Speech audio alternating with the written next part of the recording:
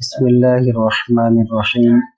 اللہ جل شانہ کے فضل و کرم سے آج ہم قرآن کریم کی تفسیر کا بالترتیب آغاز کر رہے ہیں۔ ہم سب کو یہ بات بخوبی معلوم ہے کہ جب بھی قرآن کریم کی تلاوت کی جائے تو شروع میں تعوذ پڑھا جاتا ہے، اور یہ تعوذ کیوں پڑھا جاتا ہے؟ قرآن کریم نے ہم سب کو کہا ہے اعوذ باللہ من الشیطان الرجیم فَإِذَا قَرَأْتَ الْقُرْآنَ فَاسْتَعِذْ بِاللَّهِ مِنَ الشَّيْطَانِ الرَّجِيمِ۔ جب بھی تم قرآن کریم کی تلاوت کرو تو تم تعوذ پڑھ لیا کرو۔ تو ہم سورۃ فاتحہ میں سب سے پہلے تعوذ کا ترجمہ پڑھ لیتے ہیں۔ اعوذ باللہ، میں پناہ لیتا ہوں اللہ کی، یا میں پناہ لیتی ہوں اللہ کی، من الشیطان الرجیم، شیطان مردود سے۔ ہم سب کو یہ بات بھی معلوم ہونی چاہیے کہ انسان کا سب سے بڑا دشمن جو ہے وہ شیطان ہے۔ اولاً تو وہ اس کو نیکی کی طرف آنے ہی نہیں دیتا ہے، اور اگر انسان کو نیکی کا کام شروع کر دیتا ہے تو شیطان انسان کی نیکی کو خراب کرنے کی کوشش کرتا ہے، وسوسہ ڈالتا ہے، اور یہ ایسا دشمن ہے جو ہمیں نظر بھی نہیں آتا ہے۔ آدمی اس دشمن سے تو بچاؤ کر لیتا ہے جو انسان کو نظر آ رہا ہو، آپ اس سے چھپ جائیں گے، کوئی چیز اس کے سامنے کر دیں گے۔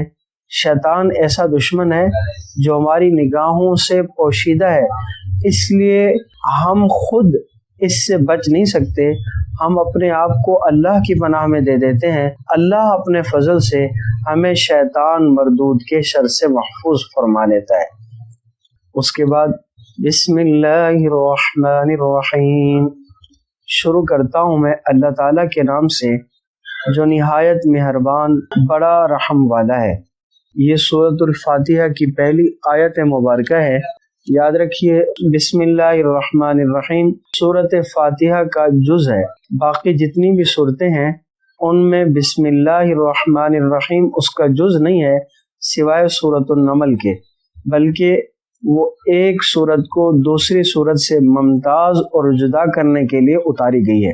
سب سے پہلے ہم پڑھیں گے سورۃ الفاتحہ کا نام سورۃ الفاتحہ کیوں رکھا گیا، اور سورۃ الفاتحہ، فاتحہ کا معنی کیا ہے۔ سب سے پہلی بات، فاتحہ اس چیز کو کہتے ہیں جس سے کسی مضمون یا کتاب یا کسی بھی چیز کا افتتاح ہو۔ قرآن کریم کی ابتدا اسی سے ہو رہی ہے، اسی وجہ سے اس سورۃ مبارکہ کا نام سورۃ الفاتحہ رکھا گیا۔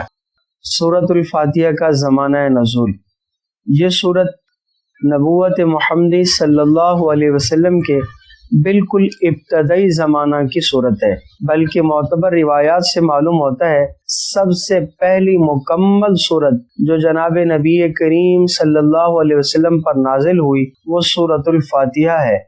ہاں، اس سے پہلے کچھ آیات مبارکہ سورۃ العلق کی، سورۃ المزمل کی، سورۃ المدثر کی آیات اتر چکی تھی، لیکن مکمل صورت ابھی تک کوئی بھی نہ اتری تھی۔ اس سورۃ مبارکہ کا مضمون کیا ہے؟ اگر یہ ابتدائی بات سمجھ لی جائے گی تو پھر انشاءاللہ سورۃ الفاتحہ کی تمام آیات کو سمجھنا بہت آسان ہو جائے گا۔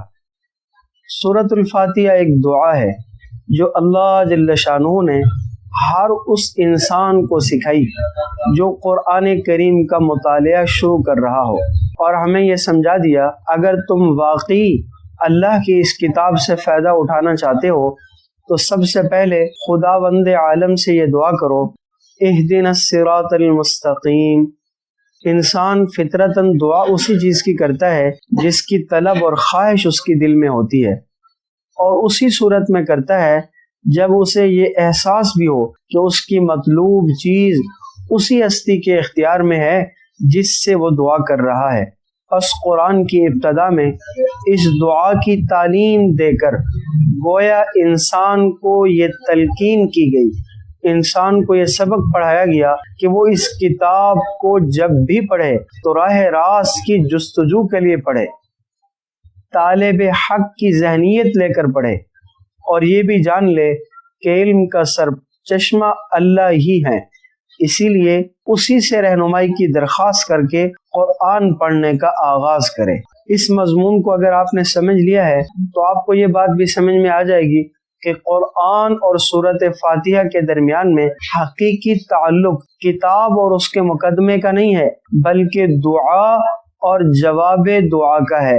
گویا سورۃ فاتحہ بندے کی جانب سے دعا ہے کہ اے اللہ مجھے سیدھا راستہ دکھا دے، اور پورا قرآن اللہ جل شانہ کی جانب سے اس دعا کا جواب ہے۔ بندہ دعا کرتا ہے اے پروردگار میری رہنمائی کر، جواب میں خالق کائنات پورا قرآن اس کے سامنے رکھ دیتا ہے کہ یہ ہے وہ ہدایت اور رہنمائی جس کی آپ درخواست کر رہے تھے مجھ سے۔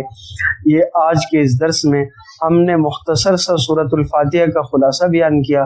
اگر اللہ جل شانہ نے توفیق بخشی انشاءاللہ اس کی ایک ایک آیت مبارکہ کی ہم آئندہ کے درس میں تفسیر پڑھیں گے۔